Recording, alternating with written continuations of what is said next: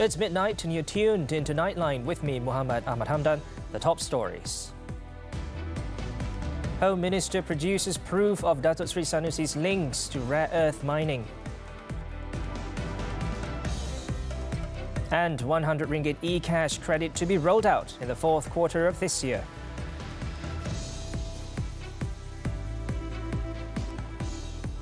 Good morning. We begin with this headlining story. The RM100 e-cash credit for all citizens aged 21 and above within the B40 and M40 groups will be rolled out in the fourth quarter of this year. The special aid to promote the digital economy among Malaysians will benefit more than 10 million recipients. The Finance Ministry in a statement on Tuesday said the initiative is being fine-tuned by the ministry with the relevant stakeholders.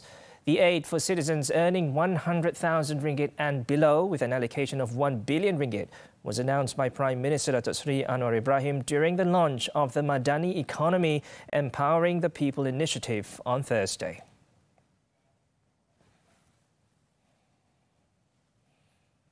The government will not implement any taxation measures that would burden the people or businesses. Prime Minister Datuk Seri Anwar Ibrahim said the Madani administration's policy was to tax only when absolutely necessary.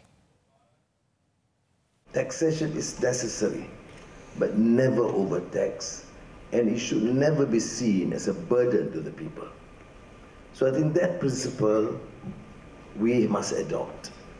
The changes that we will have to take, including in the forthcoming budget, will be clearly formulated based on these sound principles. Taxation is only when necessary, and it should never be seen to be as a burden to the public. Datuk Seri Anwar said this at the National Taxation Conference 2023 in Kuala Lumpur on Tuesday. He further said the government, guided by the Inland Revenue Board (IRB), would continue engagements with the agency for its input and suggestions on how to effectively undertake or adjust taxation policies, including the need to introduce new taxation measures. This was in line with the government's aim to encourage taxpayers to be productive and contribute to the nation. The Prime Minister added that the country's taxation system must also allow investors, both foreign and domestic, the opportunity to enter into a business enterprise that would reward them and at the same time instill a sense of belonging and responsibility consistent with the Madani concept. Prime Minister Datuk Seri Anwar Ibrahim said the empowerment of technical and vocational education and training (TVET) in the country was needed to produce better trained graduates, which will lead to better wages. He also said even though the percentage of TVET students obtaining employment was high, he was still not satisfied with the pay received by such skilled graduates. Maknanya orang yang lalui training Jemgiat Mara, IKM, TVET ini, kalau latihan itu diperbaiki, ada bidang pengkhususan yang baik, maka pendapatan dia itu lebih baik daripada pendapatan orang yang lulus universiti. Sekarang ni TVET 95-98% mendapat pekerjaan. Tapi gajinya RM2,000 ke bawah. Speaking at the Meet Anwar program at College Kemahiran Tinggi Mara in Kuantan on Tuesday, the Prime Minister said the government aimed to increase the salary of TVET graduates to between RM2,500 and RM3,000 or higher from the existing level. According to him, the proposal to improve TVET training and skills had been voiced by several industry players, including multinational companies. At the event, Datuk Seri Anwar also announced a special allocation of RM5 million to improve TVET institution infrastructure in Pahang. Datuk Seri Saifuddin Nasution Ismail has revealed a photo, allegedly, of Datuk Seri Muhammad Sanusi Mat Noor with a Chinese national wanted in connection with the rare earth elements REE mineral theft in Kedah. The Home Minister said the caretaker Kedah Menteri Besar should explain why he had denied any knowledge of the individual identified as Soh Loy Fat, despite signing a letter to the then Home Minister to facilitate the man's application to enter the country in 2020. Tak salah bergambar dengan Soh Loy Fat. Kita tak kata salah. Yang kita kata adalah kenapa nafi seolah-olah kamu tak tahu menau. Surat kamu tadi jelas memohon PAS lawatan iktisas bagi pihak Sulaifat. Kalau kamu mohon bagi pihak beliau, takkan kamu kata kamu tak kenal dia? Datuk Sri Saifuddin said this at a press conference at the Kedah PKR office on Tuesday. The Pakatan Harapan Secretary General reiterated that Datuk Sri Sanusi, as a member of the Menteri Besar Incorporated MBI Advisory Board, should not simply wash his hands of MBI affairs. He also disputed the claim by MBI Chief Executive Officer Muhammad Sobri Osman that So and another Chinese national implicated over the REE theft in the Bukit Enggang Forest Reserve in Sikh were not employed by the company. He also revealed a letter signed by Sobri to the then Home Minister to seek approval for workers' passes and approval from the Immigration Department, which clearly showed the two China nationals were employed by MBI. Datuk Sri Saifuddin also hoped Datuk Sri Sanusi will take the responsibility and answer all questions brought up relating to the REE theft, as the people deserve to know the truth. At the same media conference, Datuk Sri Saifuddin ticked off former Prime Minister Tan Sri Muhyiddin Yassin for playing up the issue of the use of the word Allah by non-Muslims during the campaigning period for the impending elections. The Home Minister also accused the Perikatan National Chairman of being disrespectful to the Malay ruler's advice to all quarters to refrain from touching on the 3R issues of race, religion and royalty during campaigning. Kedegilan Tan Sri Muhyiddin adalah satu yang amat dikesali. Terus memainkan isu 3R di sebalik nasihat Raja-Raja Melayu. Kalau sebagai pemimpin politik Melayu Islam tidak boleh menghormati nasihat Raja-Raja, percayalah, orang macam ini tidak akan menghormati sama sekali rakyat dia sendiri. Dia tak akan hormat sama sekali. Ya, dia akan terus bernapas dari segi politik dengan cara memainkan sentimen seperti ini walaupun Majlis Raja-Raja menasihat sebaliknya. The Home Minister also said that the National Islamic Council is expected to present recommendations on the matter to the Conference of Rulers soon. Prior to this, Tan Sri Muhyiddin cited the Allah issue as an example of the unity government being run by non-Malays during a ceramah in Kapar on Sunday night.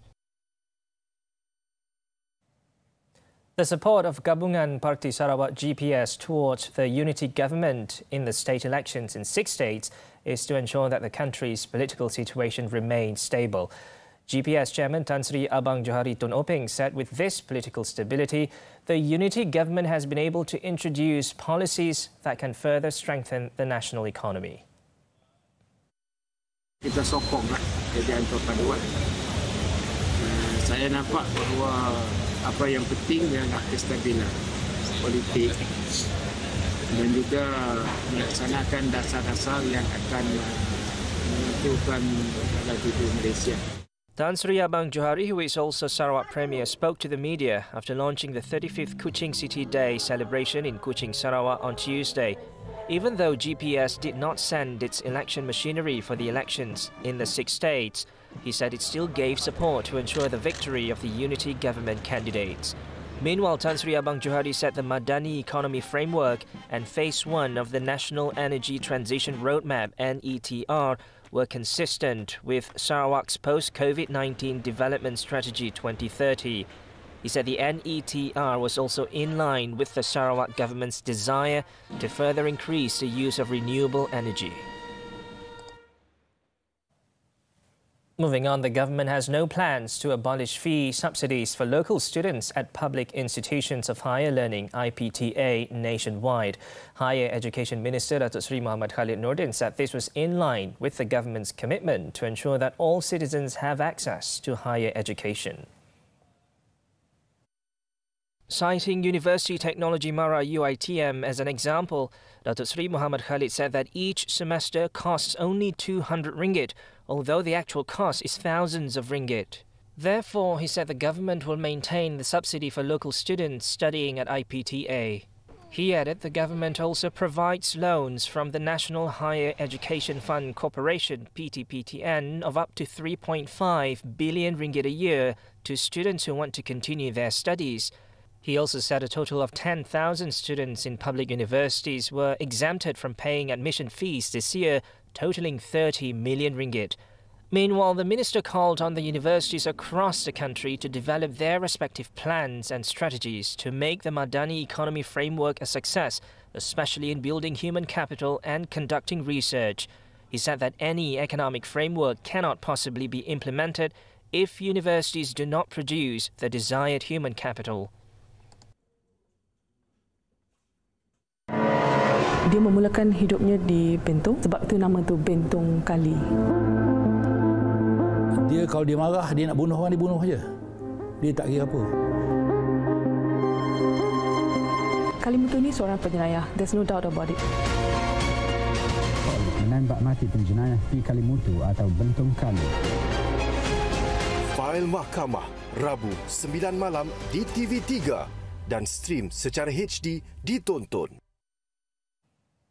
In another development, police have recorded the statement of a woman on an edited video clip of the Sultan of Perak, Sultan Nazrin Shah, to be used as a campaign material in the state polls. Inspector General of Police Tan Sri Razaruddin Hussain said the 46-year-old woman appeared at Cyberjaya Police Station at 2:30 p.m. on Tuesday. Tan Sri Razaruddin said police received 24 reports on the case. The video clip lasting 2 minutes and 50 seconds went viral that quoted a small part of the Sultan's speech in 2013 that touched on PAS. Myanmar's Aung San Suu Kyi granted partial pardon. News from the Foreign Front when we return.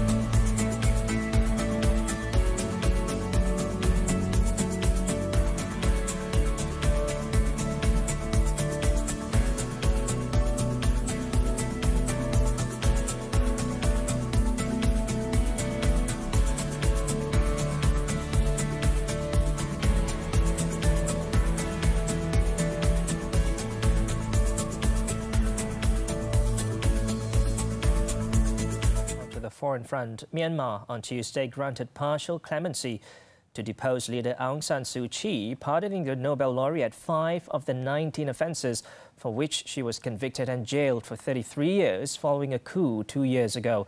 The pardons, which came as part of an amnesty of more than 7,000 prisoners to mark Buddhist Lent, would mean a reduction in Suu Kyi's jail term of 6 years. Although some sentences against her were pardoned, it was understood that Suu Kyi would remain in detention, as she still has to face 14 of her other cases. The 78-year-old, who last week was moved from prison to house arrest in the capital Naypyidaw, has been in detention since the military seized power in a coup in early 2021. She has been sentenced to 33 years in jail for a clutch of charges, including corruption, possession of illegal walkie-talkies and flouting COVID-19 restrictions. Meanwhile, former President Win Myint, who was arrested at the same time as Suu Kyi, was also pardoned, resulting in a reduction of 4 years in his jail term.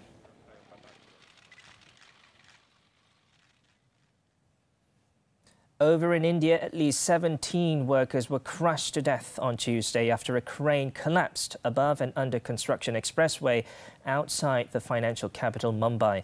According to India's National Disaster Response Force, NRDF, the crane toppled onto large concrete slabs during the night, with debris then smashing down as labourers worked on the Samruddhi Expressway in Maharashtra state. The NRDF said so far 17 bodies had been recovered and 3 injured people had been taken to hospital. The Samruddhi Expressway, connecting Mumbai with the city of Nagpur, is part of an expansive road infrastructure push in one of the world's fastest-growing economies. Prime Minister Narendra Modi, who is scheduled to inaugurate infrastructure projects in Maharashtra on Tuesday, in the meantime said he was pained by the deaths and ordered compensation be paid to the families of the dead and injured workers. In China, at least 11 people were killed while 27 others remain missing after heavy rains lashed Beijing on Tuesday in downpours that have submerged roads and deluged neighborhoods with mud. According to officials, of the 11 dead, 2 workers were killed on duty during rescue and relief efforts. It has also been reported that 27 people were missing and more than 100,000 people across the city who were deemed at risk had been evacuated. The Emergency Management Ministry warned that heavy rains are likely to persist this week and flooding could worsen in northern regions around Beijing, Tianjin and Hebei province. The remnants of last week's superstorm Doksuri flooded Beijing for the 4th straight day, even as another typhoon approached the eastern coast.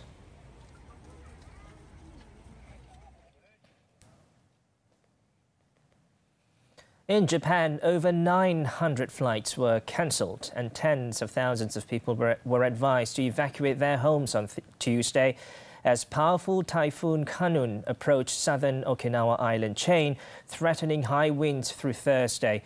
Kanun, a large typhoon of very strong intensity, was first located at 1:45 p.m. local time, about 190 kilometers southeast of Naha, the capital of Okinawa.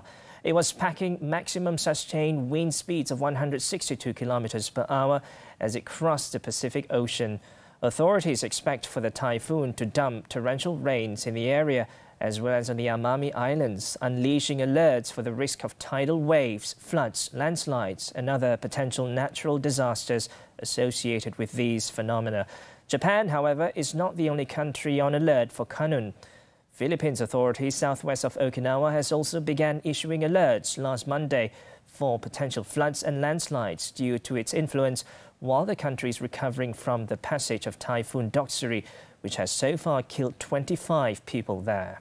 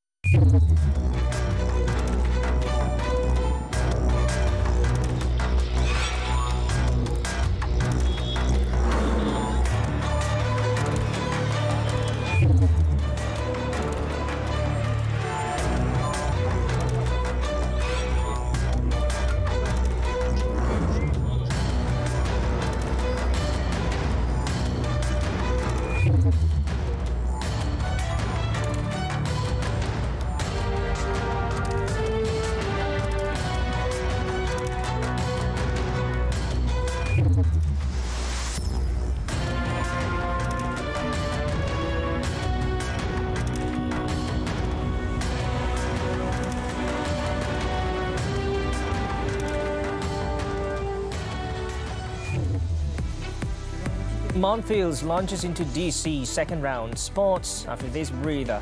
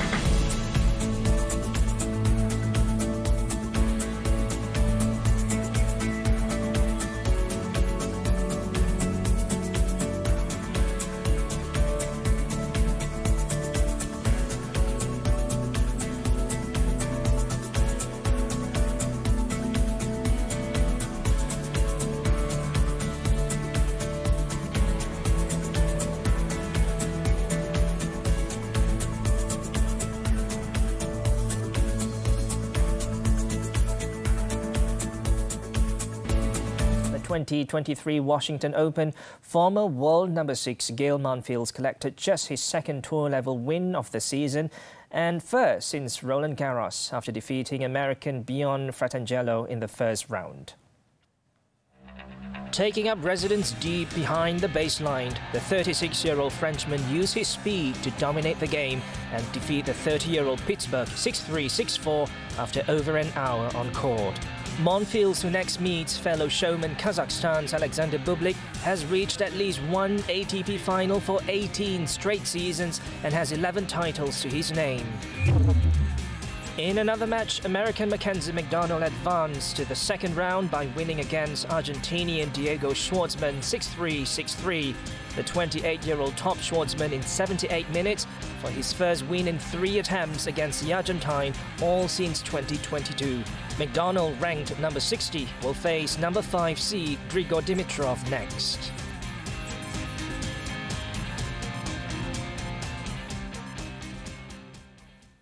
Still on tennis, at 2023 Los Cabos Open, John Isner held firm in the face of a late Rinky Hijikata comeback to kickstart his 2023 campaign at the Mifel Tennis Open with a 6-2, 7-6 victory.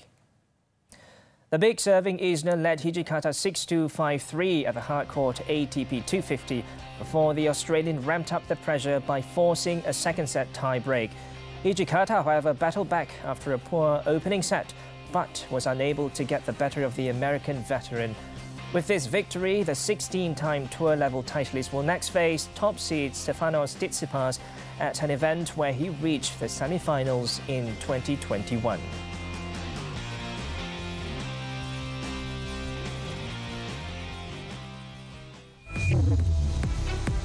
Man remanded for allegedly beating wife to death. Don't go away.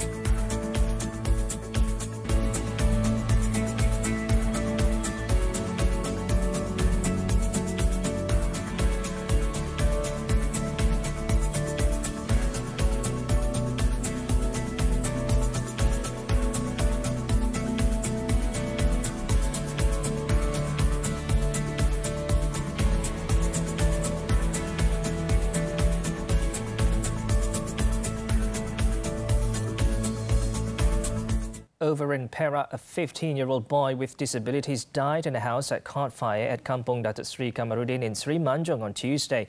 State Fire and Rescue Department JBPM Operations Division Assistant Director Sabah Rodzi Nur Ahmad said the department were alerted to the blaze at 4:11 p.m. A team of firefighters then rushed to the scene after receiving the distress call, but upon arrival, the fire had already destroyed 90% of the house. The firemen then discovered the charred remains of the victim on a bed in one of the rooms before the body was handed over to the police for further action. It was understood that the mother of the victim had brought her other child, a baby, to work and had left the victim at home. The cause of the fire and amount of losses was still being investigated.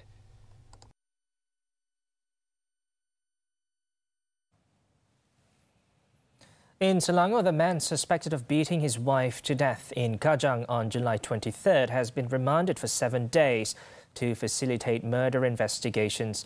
The remand order was issued by the Kajang Magistrates Court on Tuesday. Selangor Police Chief Dr. Hussein Omar Khan said the 32-year-old suspect was arrested in Senai, Johor on Monday after the man had been on the run for a week. Police also seized several tools believed to be linked to the case upon the arrest of the suspect. Previously, the 39-year-old victim, Azwin Nur Alias, was reported to have succumbed to her injuries while being treated at a private hospital in Kajang. It was learned that the victim was sent to the hospital by her husband, who later disappeared. after learning that his wife had died.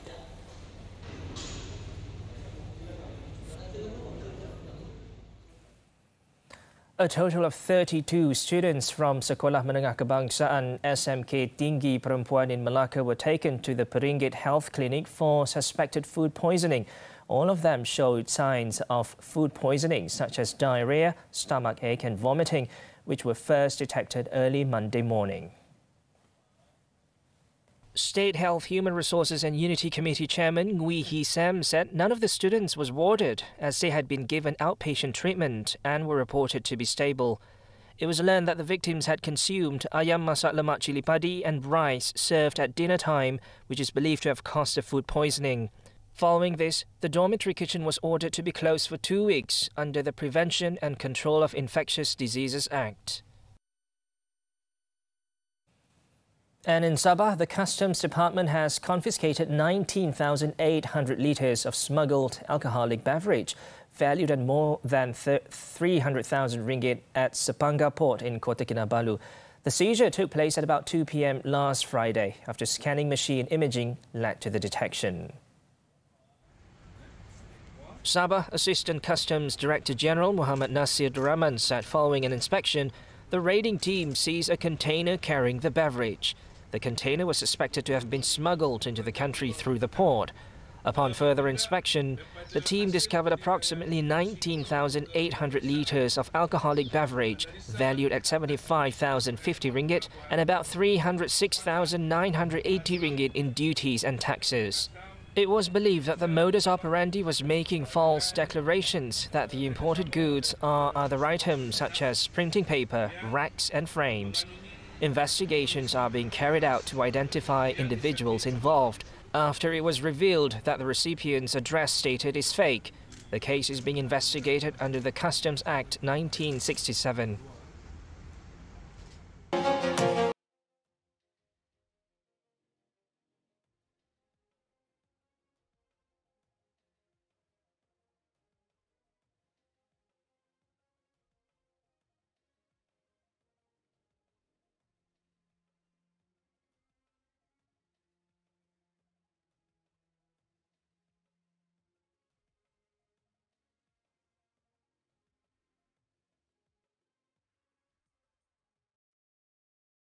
As we wrap up Nightline this time around, let's take a look as a German maze builder celebrates 100 years of Disney with a Mickey Mouse labyrinth stretching across a space of 4 football pitches. This year's extravaganza maze was made from 360,000 plants with a span of 3.2 kilometers. With that, I'm Muhammad Abhamdan. Thanks for watching and stay safe.